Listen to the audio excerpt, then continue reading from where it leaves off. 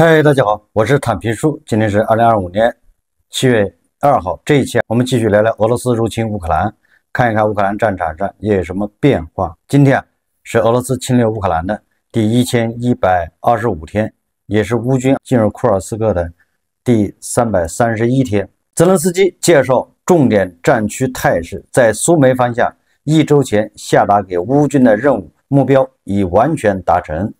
这导致俄军在该地区进攻计划失败。在波克罗夫斯克方向，俄军集结了部队并频繁进攻。库尔斯克行动已持续了11个月，仍在继续进行，并且达成目标。这是泽连斯基说的。乌克兰北部边境激战升级，俄乌精锐部队密集投入苏梅方向。根据美国战争研究所的说法，俄军已经在乌克兰北部的苏梅州集结了约5万兵力，他的兵力是乌军的4倍之多企图向乌克兰境内推进，但乌军宣称已成功阻止这一攻势。自从乌军去年8月短暂进入库尔斯克州并占据部分地区以来，苏梅便成为俄乌双方争夺的关键战区。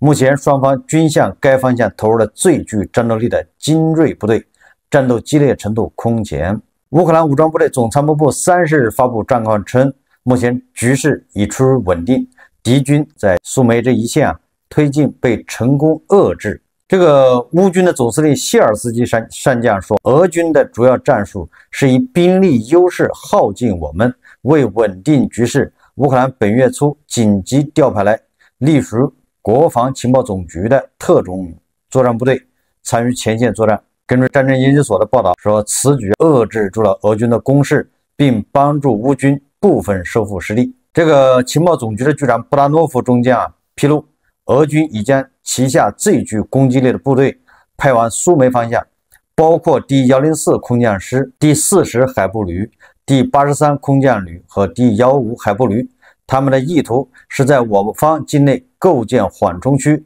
但目前遭遇我军强力抵抗。虽然局部推进存在，但尚无战略突破。我军将很快向该地区调派更多兵力，这是布达诺夫说的。根据俄罗斯方面说法，乌军今天凌晨发动了前所未有的超大规模远程打击，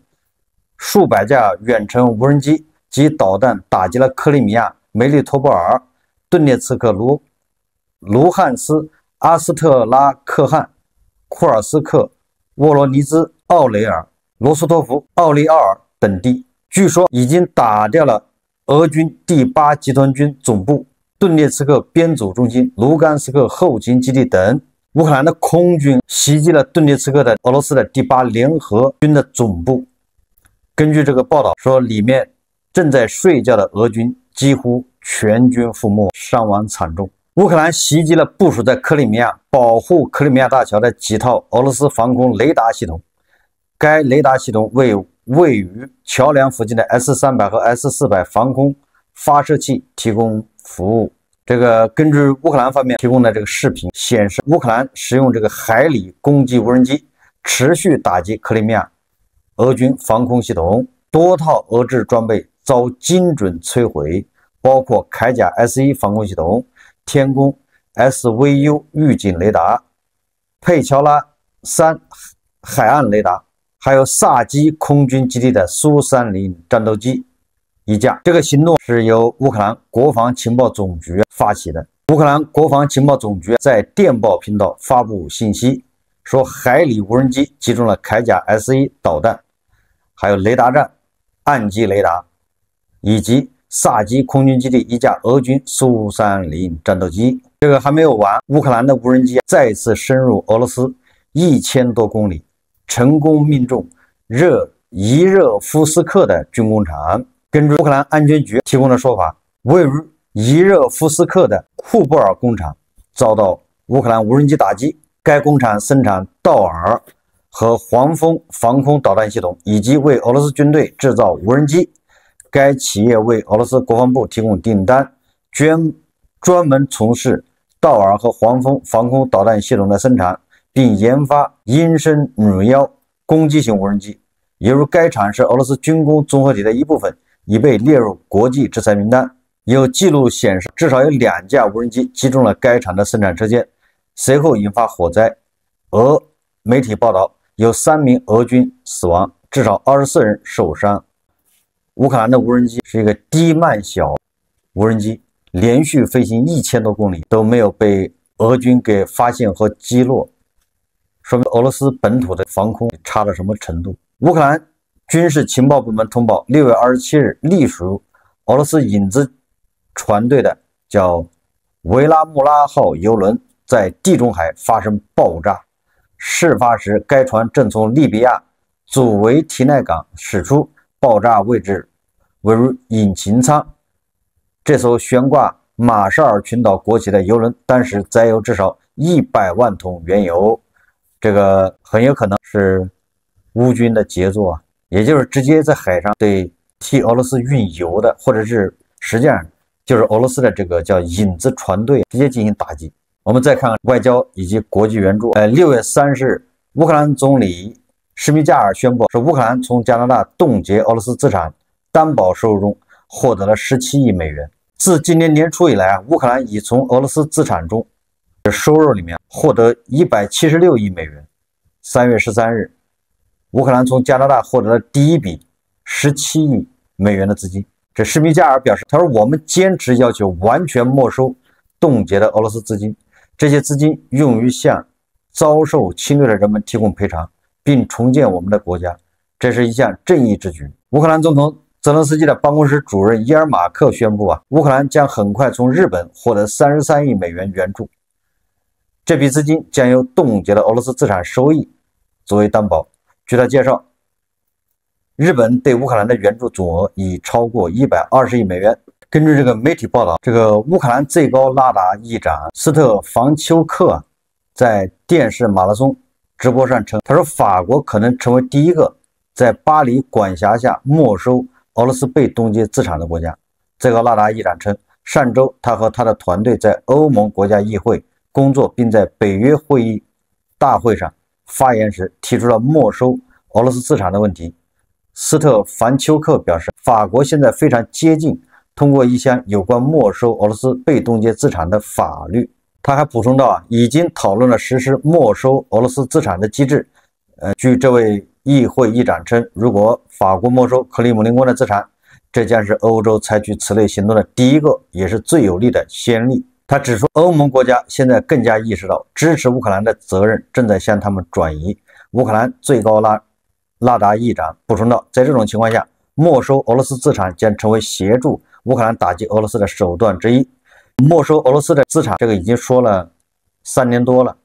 自从俄罗斯侵略乌克兰以来，就有这个说法，这个提议到现在都没有实现。我想恐怕很快了。最终，俄罗斯这个3000多亿这个被冻结的资产，一定会转交给乌克兰的。俄罗斯人就别打这个主意了，只能认了。这个乌克兰总理施梅加尔开启对西班牙的访问，并与西班牙首相桑切斯举行会谈。施梅加尔在电报频道中写道，我们讨论了进一步加强国防合作的问题，我阐明了我们的主要需求，尤其是防空系统。乌克兰提议建立联合生产无人机及其他国防技术项目，同时我们也在推动拦截俄罗斯无人机的方案，这些无人机每天大规模攻击乌克兰基础设施。他还对西班牙给予乌克兰的全面支持表示感谢。西班牙提供的援助总额超过20亿欧元，其中军事援助尤为重要。西班牙的防空系统正在帮助乌克兰免受俄罗斯导弹和无人机袭击。双方还特别关注乌克兰的重建问题。施米加尔强调，没收被冻结的俄罗斯资产仍是乌克兰重建的关键财政来源，应当加以利用。感谢西班牙的领导力、团结与对乌克兰的坚定支持。说到这个拦截无人机，6月30号，乌克兰副总理叫费奥多罗夫宣布，乌克兰已研发出可拦截俄罗斯天竺葵，也就是那个沙赫德无人机的拦截器。乌克兰新闻社报道了这一消息。费奥多罗夫表示，乌克兰取得了多年来一直无法解决的技术进步。他补充说，这一成果得益于西方和乌克兰科学环境的协同作用。他表示，这项技术创新是否有效，到今年夏天就会明朗。也就是俄罗斯人无人机，乌克兰可以用一个专门的拦截无人机的拦截器，现在马上要量产，也投入战场实用实战。波兰总统杜达周六在基辅与乌克兰总统泽连斯基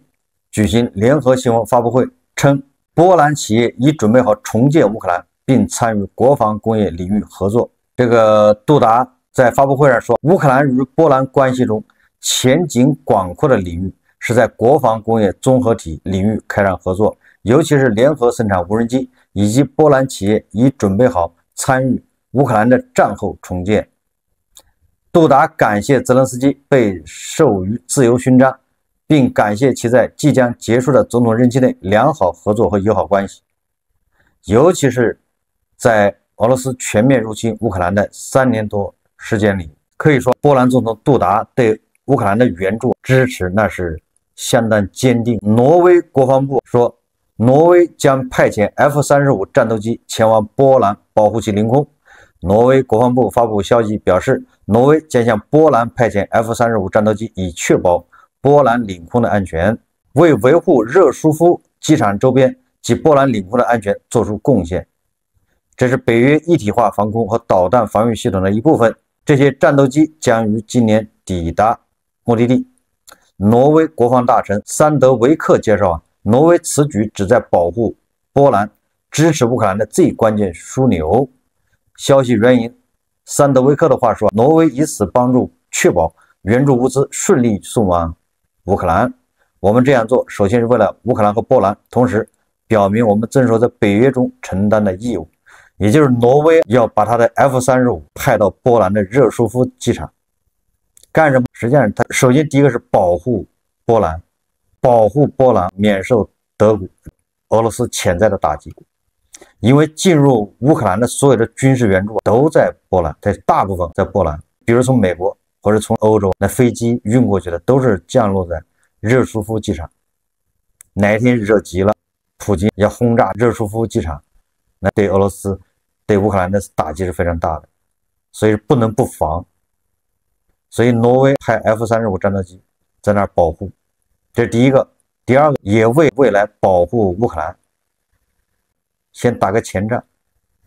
很有可能未来乌克兰西部，比如利沃夫这些防空，恐怕就由驻扎在波兰的这些北约的战机来负责。它有可能要击落乌克兰西部的这些来自俄罗斯的导弹和无人机，也就是挪威先出手了。德国外交部为乌克兰武装部队购置车辆花费了400万欧元。勒普克报道称，并指出，不仅仅是德国国防军在为对俄战争提供资金。瓦德菲尔多次被问及金牛座导弹和其他武器系统，但他没有给出详细评论。正如你在我身后看到的，他带来的是65辆来自德国的二手车辆以及几辆运动型多用途汽车，总价值400万欧元。关键在于，这400万欧元来自德国外交部的预算，而非国防部。这一区别在此处被着重强调。这个德国很有意思，对吧？你国防部援助是国防部援助，因为德国的外交部自己在筹集资金，从外交部的预算里面找出400万欧元援助乌克兰。什么东西？就是二手的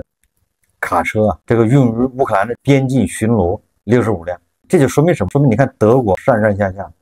对援助乌克兰那是态度非常坚决。本来你德国的国防部援助就够了，每次给多少武器，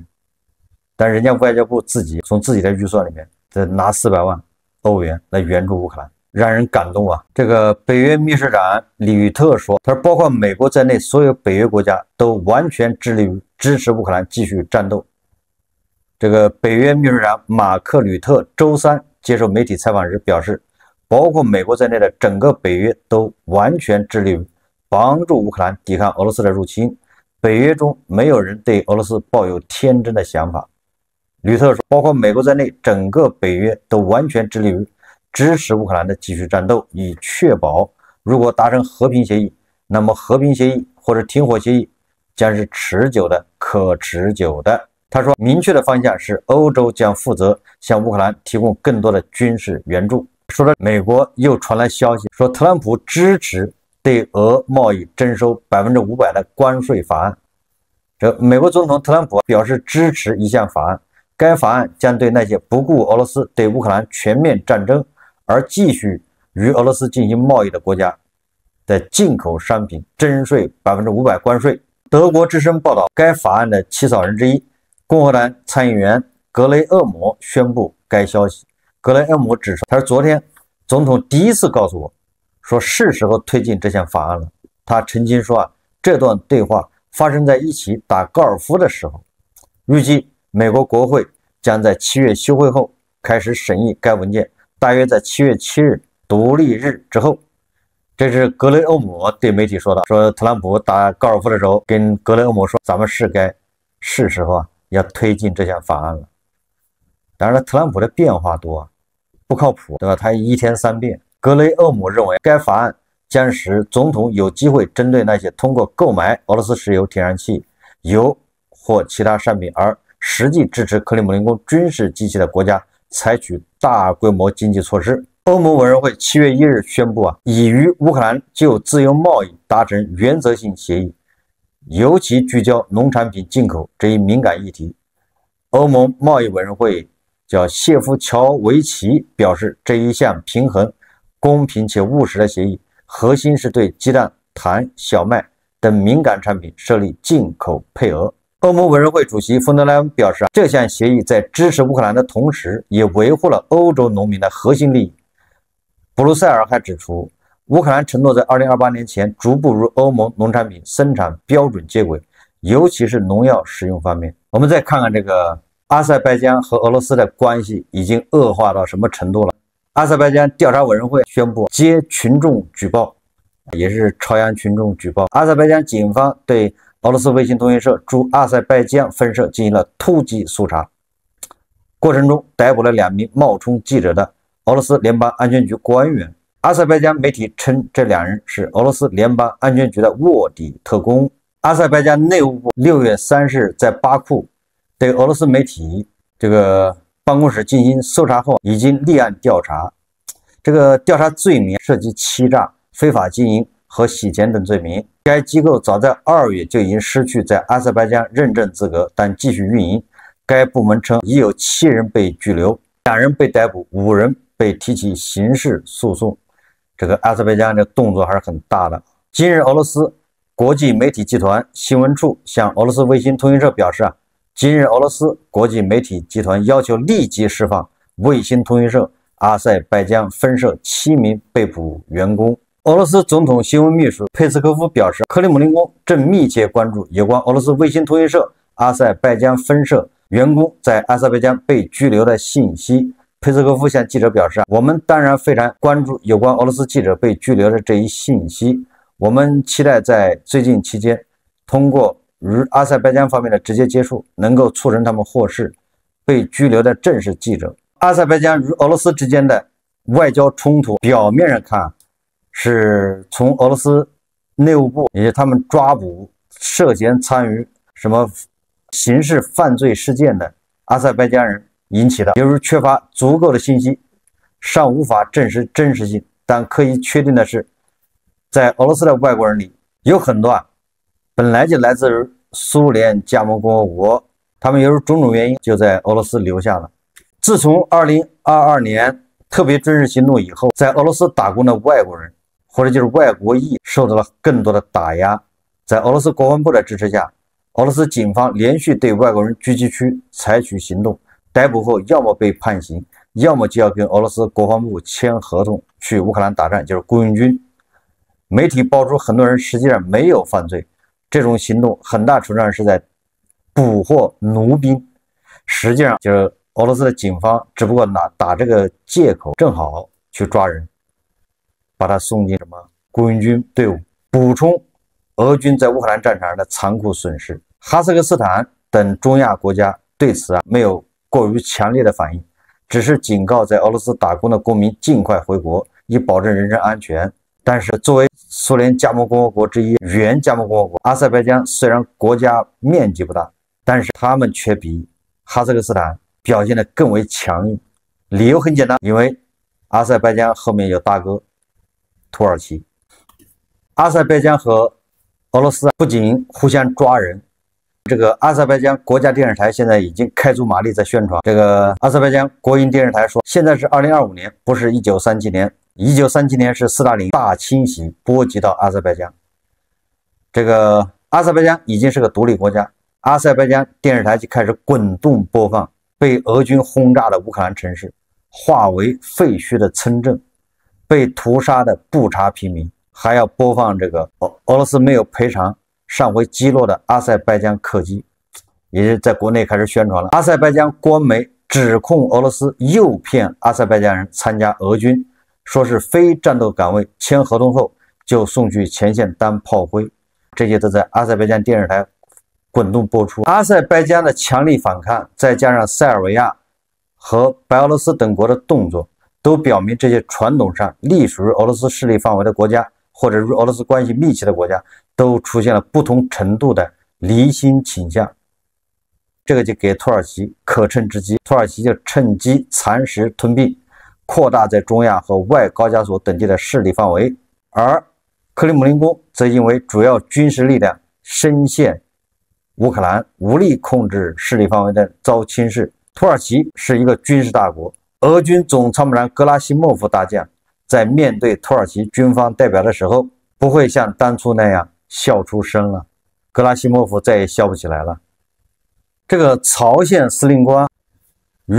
俄罗斯文化部部长共同出席俄罗斯